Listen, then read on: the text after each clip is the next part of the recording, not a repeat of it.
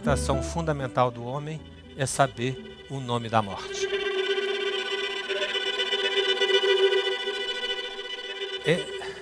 É a inquietação fundamental das nossas vidas.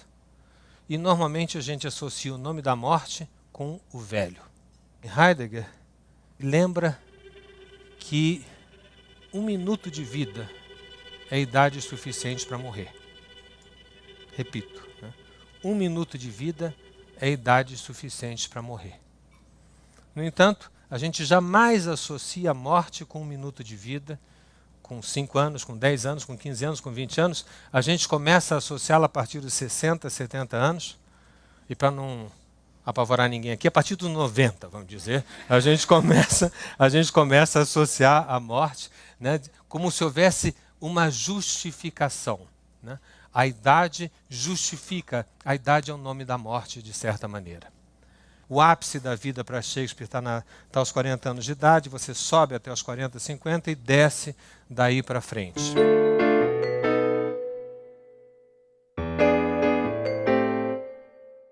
Como você quiser, William Shakespeare, ato 2, cena 3. O mundo inteiro é um palco, e todos os homens e mulheres são meros atores. Eles têm suas saídas e suas entradas. E um homem cumpre em seu tempo muitos papéis. Seus atos se distribuem por 7 idades. No início, a criança choraminga e regurgita nos braços da mãe. E mais tarde, o garoto se queixa com sua mochila e seu rosto iluminado pela manhã, arrastando-se como uma lesma, sem vontade de ir à escola. E então, o apaixonado, suspirando como um forno, como uma balada aflita feita para os olhos da sua amada. Depois, o soldado, cheio de juramentos estranhos, com a barba de um leopardo, zeloso de sua honra, rápido e súbito na briga, buscando a bolha ilusória da reputação, até mesmo na boca de um canhão. E então vem a justiça, com uma grande barriga arredondada pelo consumo de frangos gordos, com os olhos severos e barba bem cortada, cheio de aforismos sábios e argumentos modernos. E assim ele cumpre seu papel.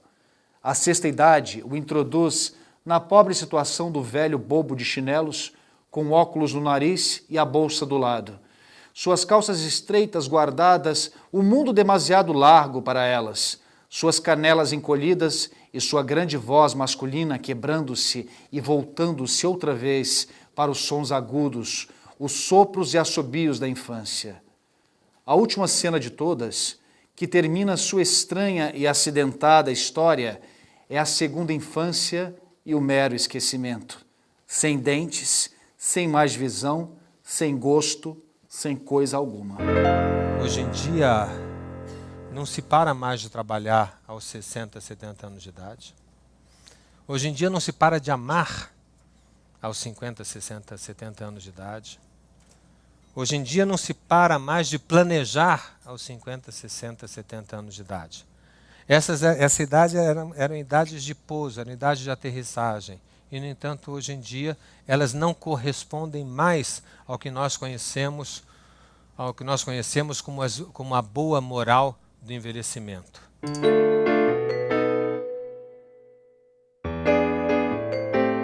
Aos 10 anos de idade, os órgãos do homem são firmes, sua energia concentrada embaixo do corpo, razão pela qual as crianças adoram correr. Aos 20 anos, o sangue e a energia estão no período de crescimento.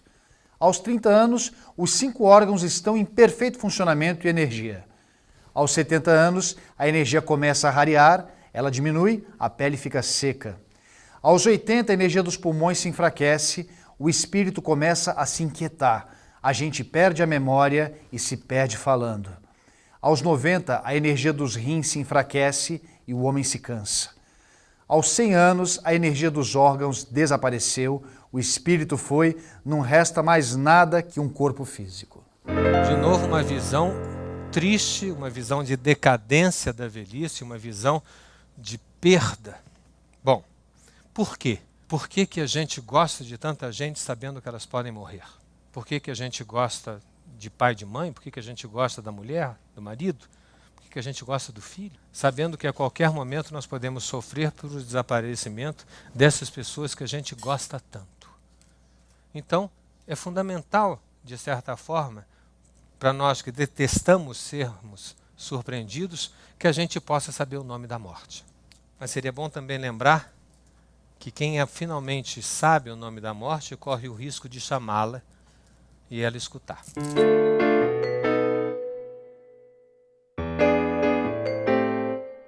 Nos enganaram.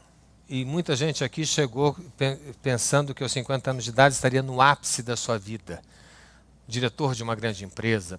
Mas, de repente, você chega aos 50, 60 anos de idade e dizem para você que você tem mais 40 anos pela frente. Né? É terrível para muita gente. Né?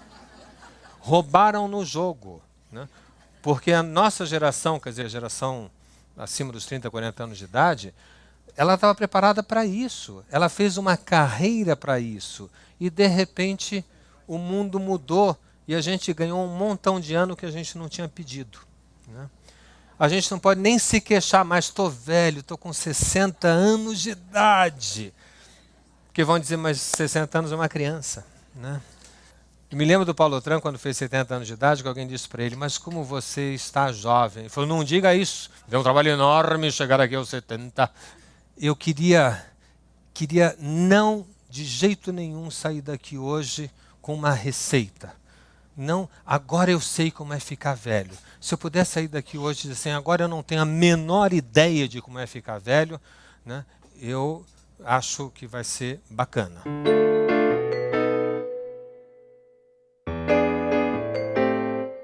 Que a gente limpe, né, a possibilidade de associar morte com velho. E deixar que a morte sempre seja uma surpresa. Que a mesma surpresa no menino de 1 minuto de vida, de 1 hora de vida, seja surpresa no velho em idade cronológica dos 70, dos 80, dos 90. Como nós, seres humanos, sentimos a subjetividade, a sensação de passar pelo tempo. O tempo passa por nós passamos pelo tempo. Quando a gente diz da inquietação da passagem do tempo, eu acho que você se refere que não é possível o velho, quando eu falo agora falando velho, estou falando velho do ponto de vista biológico, né? Quer dizer, pessoas, vão dizer, de mais de 50, 60 anos de idade, não é possível que ele não se pergunte como é que eu vou fazer com essa ruga? Como é que eu vou fazer com essa dificuldade de me levantar da cadeira? Como é que eu vou fazer com esse corpo esquisito? Será que, a partir, por exemplo, do que eu falei, isso quer dizer que nós sejamos indiferentes a isso? Não. O que eu quis dizer é que o velho acha tão estranho o seu corpo, como o adulto acha estranho o seu corpo, como o jovem acha estranho o seu corpo, como a criança acha estranho o seu corpo. O nosso corpo é estranhíssimo para nós desde que a gente nasceu. Nós não temos uma conaturalidade com o corpo, no sentido, né, de absoluta integração. Uma vaca tem. Vaca nenhuma duvida, não tem café filosófico no pasto. Né? O que eu quero insistir, Luiz, é por que dizer que só o velho se acha estranho quando olha a ruga? Capeta! A gente se acha estranho desde que nasceu. Coisa mais esquisita que sou eu. A língua alemã tem 2 palavras para o termo corpo. Leib e Körper. Eu não sei falar alemão, não. Aprendi algumas palavras, entre elas essa. Körper diz respeito ao corpo biológico, ao corpo do cirurgião. O outro, Leib, diz respeito ao corpo que eu acho que é o meu. O descompasso entre esses dois é eterno. Quando a idade dos reflexos rápidos inconscientes cede lugar à idade das reflexões, terá sido a sabedoria que chegou? Não, foi apenas a velhice. Hoje a palavra velho não é muito bem-vinda, melhor dizer idoso. E para que dizer velhice? Vamos chamar essa fase de melhor idade. Se bem que o próprio Mário Quintana avisou, a idade é o menor sintoma de velhice. Se o nosso tempo parece negar a velhice, como as outras épocas lidaram com o envelhecimento e a morte?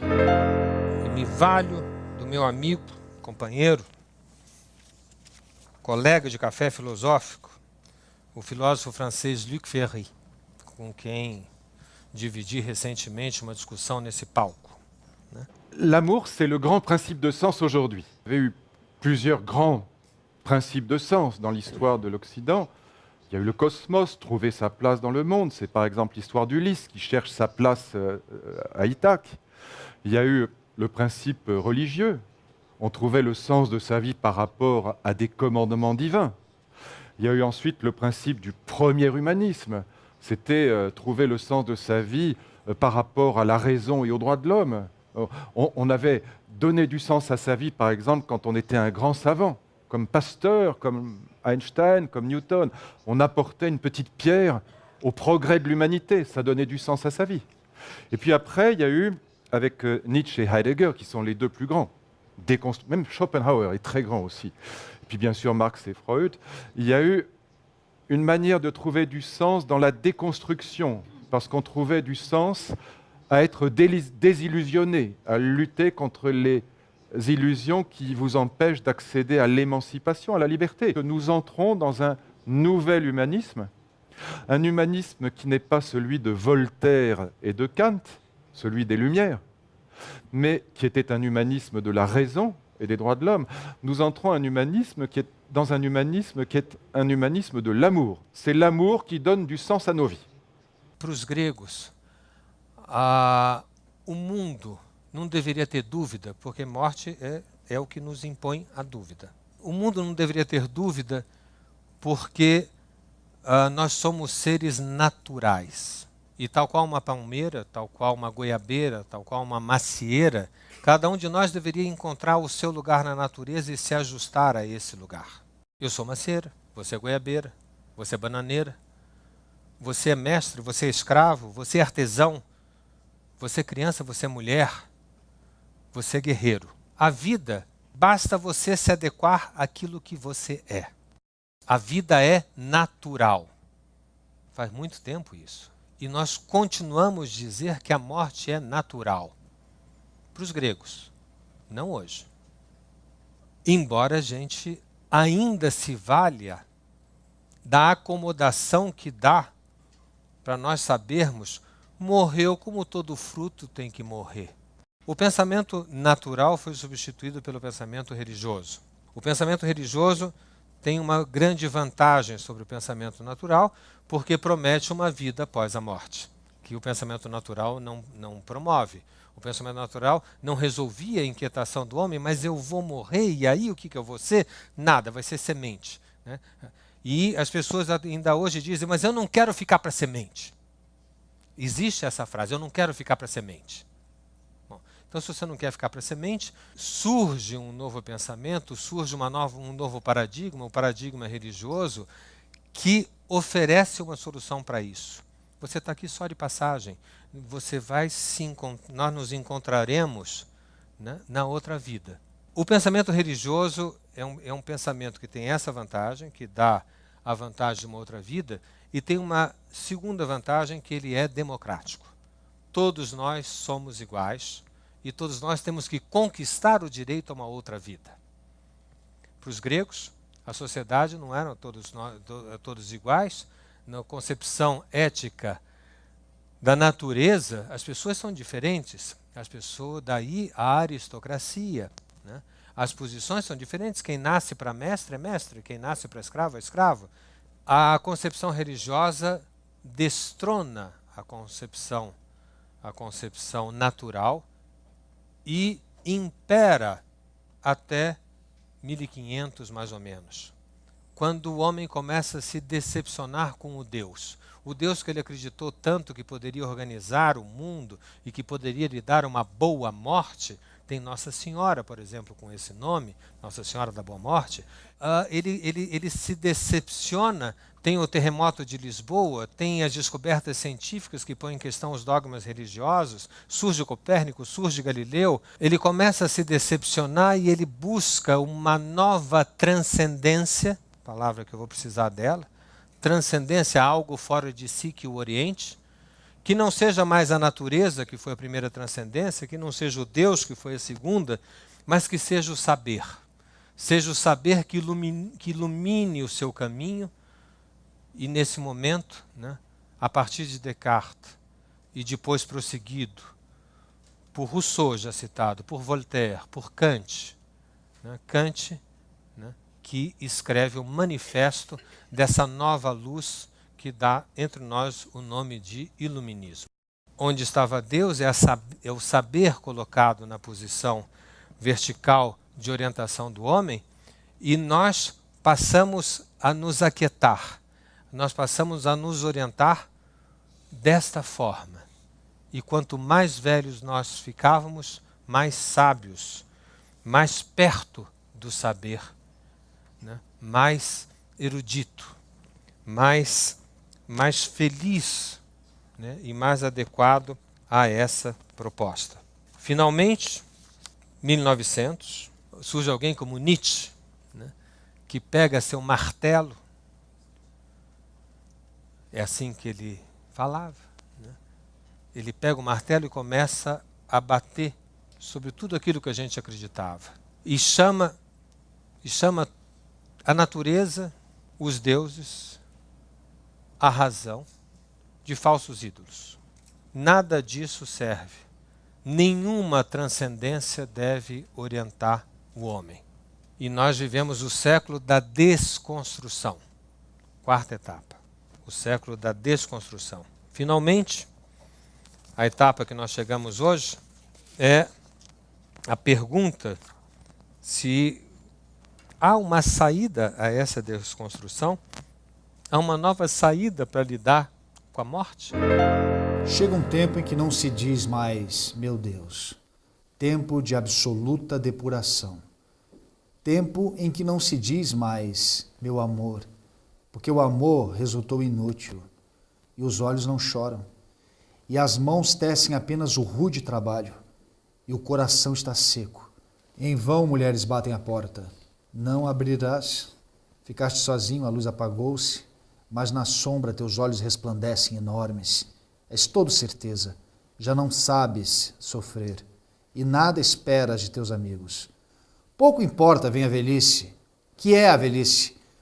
Teus ombros suportam o mundo, ele não pesa mais que a mão de uma criança. As guerras, as fomes, as discussões dentro dos edifícios provam apenas que a vida prossegue e nem todos se libertaram ainda. Alguns, achando bárbaro o espetáculo, prefeririam os delicados morrer. Chegou um tempo em que não adianta morrer. Chegou um tempo em que a vida é uma ordem, a vida apenas, sem mistificação.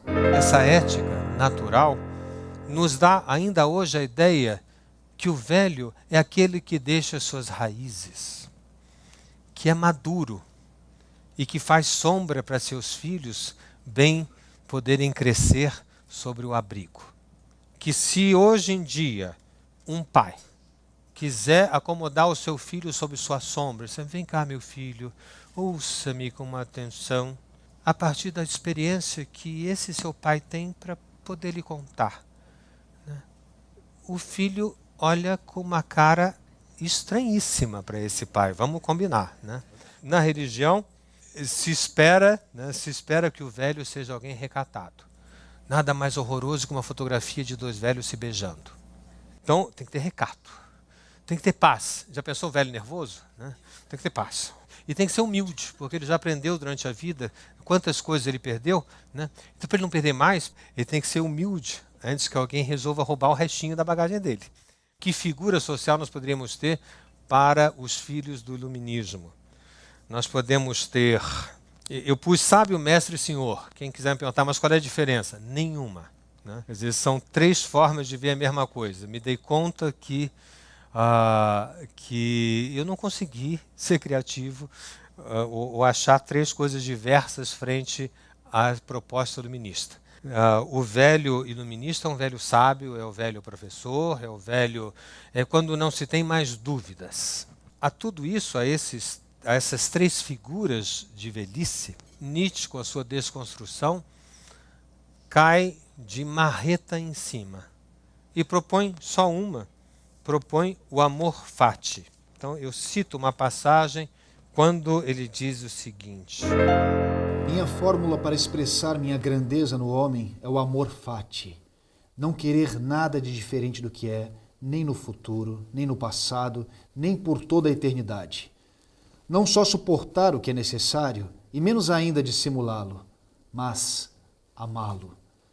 Não quero fazer guerra ao que é feio, não quero acusar, não quero nem mesmo acusar os acusadores. Que minha única negação seja desviar o olhar. E tudo somado e, em suma, quero ser algum dia apenas alguém que diz sim.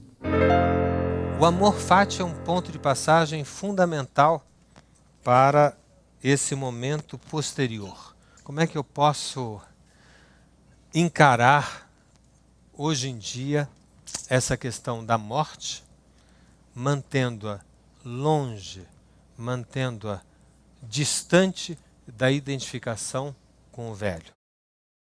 Eu pensei, a primeira resposta seria manter as perguntas em vez da tranquilidade das respostas. Uma das formas mais terríveis, talvez, do envelhecimento no sentido do senso comum é a pessoa que desistiu de perguntar e que agora tem respostas. O cansado de ser bobo. Eu cansei de fazer pergunta, agora eu sei. Ele cansou de ser bobo. Eu não vou amar mais ninguém porque eu sei que vai dar errado. Agora eu não sou mais bobo, não. Agora você não me engana mais. Não há saída para o homem. Ou ele é bobo e se engana, né? E tem a vantagem da bobagem, ou ele é esperto, isolado, sem amor e sem desejo. Surge a alvorada, folhas a voar, e o inverno do meu tempo começa a brotar, a mirar, e os sonhos do passado estão presentes no amor, e não envelhece jamais. Eu tenho paz e ela tem paz. Nossas vidas muito sofridas, caminhos tortuosos, entre flores e espinhos demais. Já não sinto saudades de nada que vi. No inverno do tempo da vida, oh Deus, eu me sinto feliz.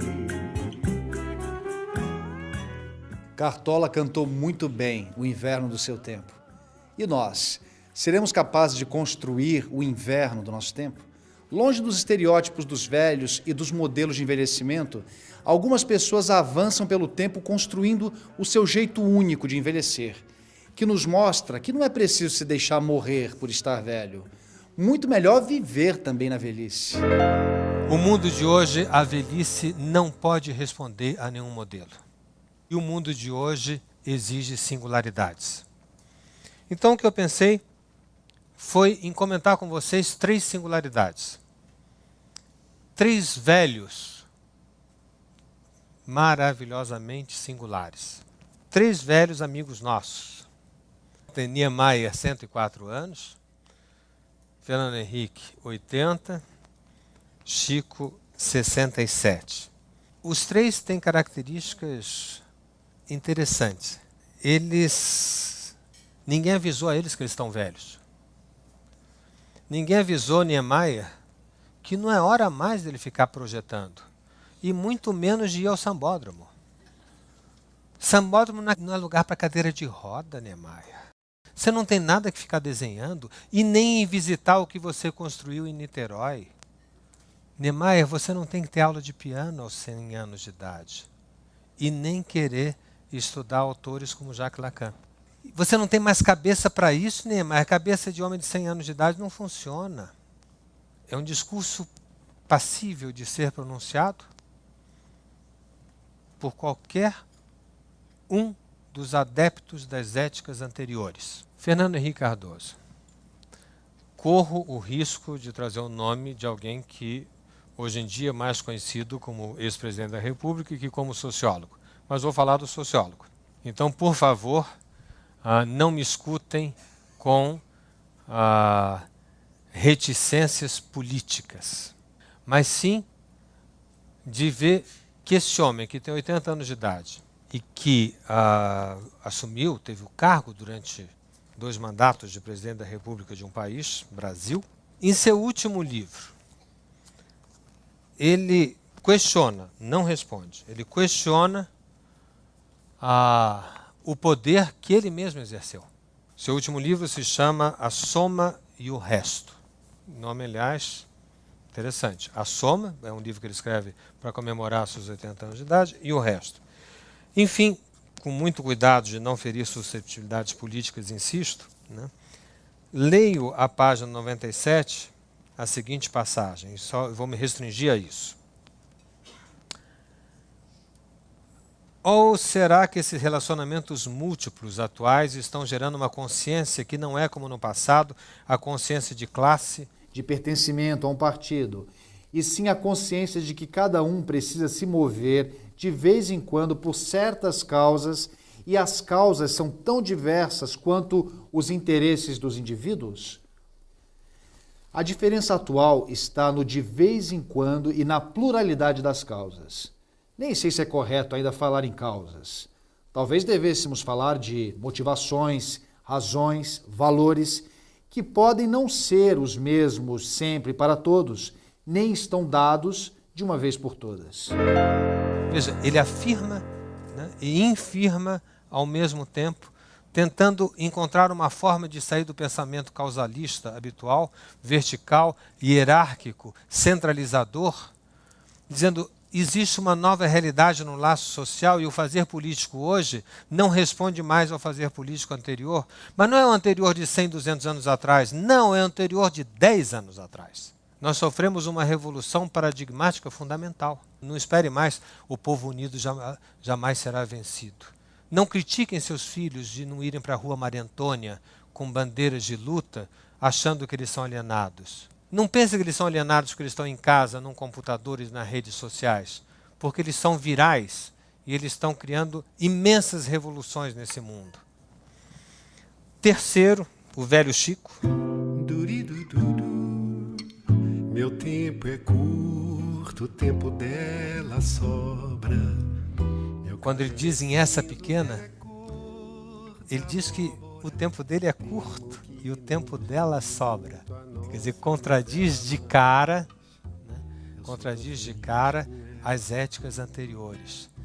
Quem tem tempo curto não pode ficar com quem tem tempo de sobra. Quem tem cabelo cinza não pode ficar com quem tem cabelo cor de abóbora, não orna. Meu cabelo é cinza, o dela é cor de abóbora. Para que a gente vai ficar junto? A gente não tem tempo para rodar essa novela. Mas se não rodar, eu sou tão feliz com ela. Temo que não dure muito a nossa novela, mas eu sou tão feliz com ela. Meu dia voa e ela não acorda. Vou até a esquina, ela quer ir pra Flórida. Acho que nem sei direito o que é que ela fala, mas não canso de contemplá-la. Feito avarento, conto os meus minutos, cada segundo que se esvai, cuidando dela que anda noutro mundo, ela que esbanja suas horas ao vento. Ai, às vezes ela pinta a boca e sai. Fique à vontade, eu digo, take your time. Sinto que ainda vou penar com essa pequena, mas o blues já valeu a pena. Sinto que ainda vou penar com essa pequena, mas esse blues vale a pena. É a solução Chico. Um dia, Roberto Carlos, num show famoso no Canecão, em texto de Ronaldo Boscoli, e cantando uma música que ele canta sempre, Detalhes, ele diz: o importante não é vocês seguirem os meus detalhes, O importante é que quando eu canto os detalhes, vocês cantem os seus. O ponto de apoio que eu queria dar nesses três personagens da vida brasileira, um político, sociólogo, um arquiteto, um compositor e escritor, é que os três mantiveram a dúvida viva. Os três inventaram soluções singulares. As suas invenções fizeram desses três marcas.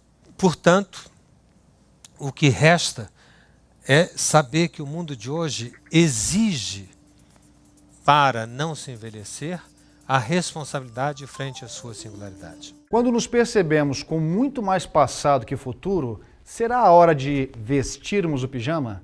De pedirmos a aposentadoria da vida? Os filhos estão criados, os netos encaminhados, o trabalho acabou, o vigor físico se foi. As dores chegaram e a vizinhança da morte não anima a fazer planos novos. Mas assim como qualquer fase da vida, a velhice também é tempo de construir nossa história. Afinal, quem você vai ser quando envelhecer?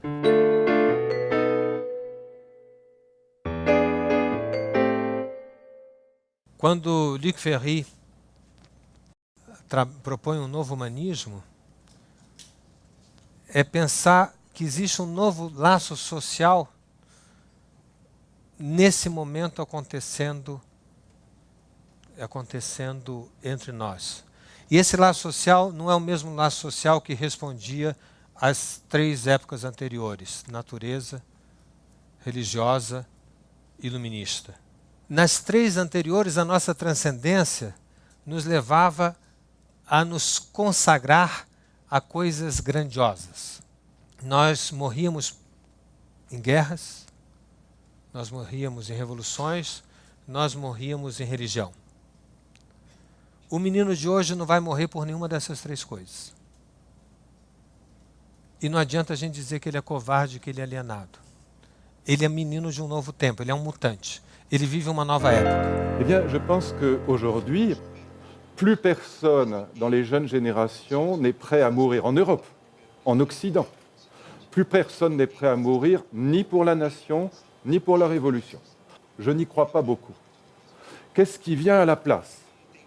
Est-ce que nous vivons le désenchantement du monde, la fin du sacré, la fin des grandes causes? Est-ce qu'on est rentré dans une période molle? Je ne le crois pas du tout. Je pense que c'est une grande illusion que de penser cela. Je pense que ce que nous vivons aujourd'hui en Occident, en Amérique latine comme en Europe, mais la naissance d'un nouveau visage du sacré. Sacré à visage humain. Ce que nous sacralisons aujourd'hui, c'est l'être humain, c'est la personne humaine. Les seuls êtres pour lesquels nous serions prêts à risquer nos vies aujourd'hui, ce sont des êtres humains, ce sont des personnes. D'abord celles que nous aimons, nos enfants bien sûr, mais pas seulement. Toute l'histoire de l'humanitaire moderne, de l'action humanitaire, montre que de plus en plus de gens sont soucieux des autres. E hoje em dia, aquilo que nós podemos morrer por nos sacrificar, base da palavra consagrado, né, que quer dizer aquilo pelo que eu me sacrifico, é a pessoa próxima, é o outro ser humano. É algo que nós começamos a notar na sociedade, que é um repúdio àquilo que possa ferir elementos fundamentais do laço social humano. Ainda de uma maneira muito pouco estabelecida, muito pouco clara, nós podemos dizer que nós estamos frente a um novo amor. Lacan falou em novo amor, Luc Ferry tem um livro chamado A Revolução do Amor. Enfim, os cientistas das humanidades hoje em dia todos apontam que nós estamos, nesse momento, constituindo um novo laço social frente ao qual é necessário invenção e responsabilidade. Todos estão de acordo que esse novo amor é um amor direto, sem intermediários. Onde eu não estou mais com alguém ou em algum lugar por alguma outra razão que não a de querer estar com aquela pessoa e naquele lugar. Que as concessões são menores, a padrões de uma sociedade outra. Mas a implicância é maior na presença de alguém próximo. Onde a sociedade será viral e onde a sociedade será feita de pequenos grupos que se juntam como vírus, que se juntam, se separam, se juntam novamente, e que existe uma nova corrente espelhada nas redes sociais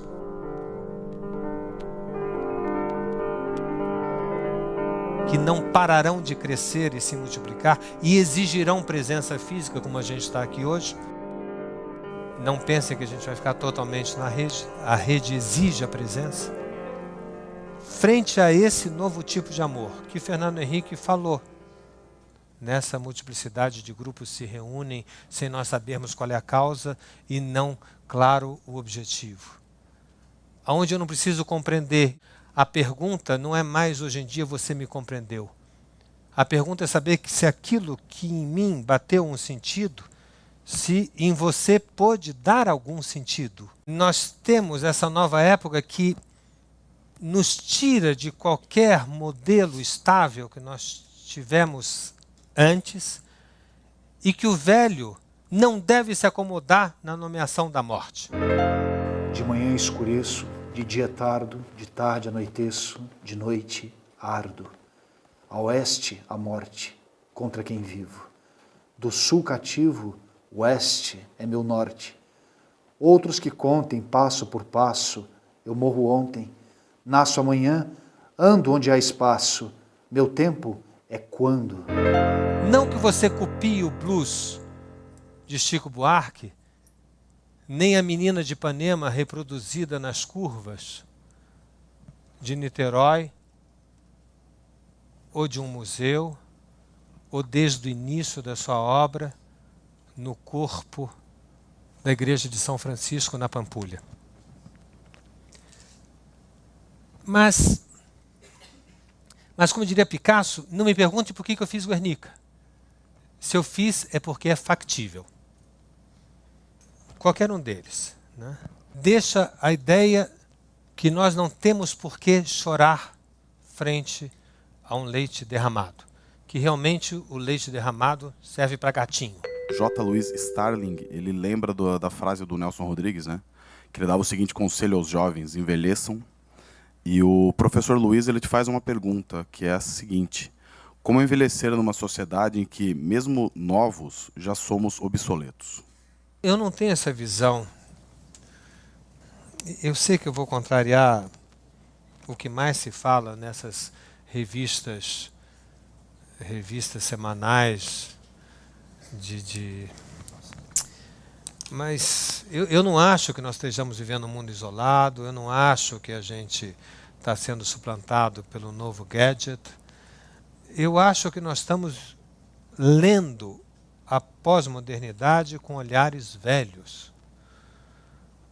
Esse tipo de visão de que nós estamos perdidos, porque eu acredito realmente o que nós precisamos é mudar de paradigma. E ao mudar de paradigma, nós não teremos essa visão tão pessimista. Eu acho que a gente passa a ter uma visão desafiadora, mas não pessimista. O que eu tentei trazer hoje, eu insisti o tempo inteiro, foi: me recusarei a falar dos padrões. Porque quando você fala dos padrões, você gera outros. Se eu chegasse aqui, eu poderia fazer um discurso. Gente, nós temos que tomar cuidado com o limite atual do desenvolvimento da ciência. Cabe a nós mesmos pôr um basta sobre esse desencadeamento desenfreado de novas soluções que fazem com que, no primeiro momento, ponhamos botox no meio da testa e fiquemos com cara de bruxa, porque levanta do lado. Em seguida, do lado, e fiquemos com cara de paisagem, por ter ficado sem nenhum tipo de relevo. Né? Temos que tomar... Enfim, eu posso continuar fazendo esse discurso. Ele está na ponta da língua, né? E eu acho que é tão banal que eu consigo fazê-lo. Né? Mas é banal. Eu acho o que eu quis dizer, o que eu quis trazer, tenho a pretensão de dizer que é um pouco menos banal, que é dizer de uma postura ética, que, se assumida, resolve todos os problemas anteriores. Mas acredito que, se as pessoas tiverem a responsabilidade frente à sua singularidade, elas utilizarão cirurgia plástica, botox, ou seja o que for, né, com a invenção irresponsável de cada um. Muito bem. As pessoas estão querendo fazer livros de autoajuda de como é que eu vou envelhecer. Mas só que o mundo de hoje é um mundo do desbussolamento, é um mundo sem verticalidades, é um mundo que não oferece nenhum protocolo a priori. Razão pela qual existe tanto protocolo. Porque é o baile da ilha fiscal dos controles humanos. Daqui a pouco, né, esses protocolos não terão mais existência, porque esses protocolos estão gerando uma humanidade de genéricos, né, de todos iguais. E as pessoas não suportarão serem todas iguais. Num primeiro momento, elas seguirão todos o mesmo livro de autoajuda daquele mês, mas depois vão descobrir que eles vão ficar todos chatíssimos, né? Todos sem relevo, todos sem singularidade, todos irrelevantes. Porque, como eu dizia antes, a pergunta não é mais se aquilo que eu fiz você compreendeu.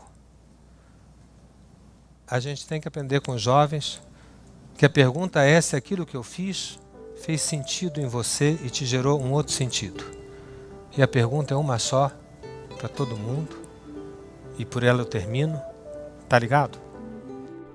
Como diz o poeta Arnaldo Antunes, a coisa mais moderna que existe nessa vida é envelhecer. Esta e outras palestras no site da CPFL Cultura.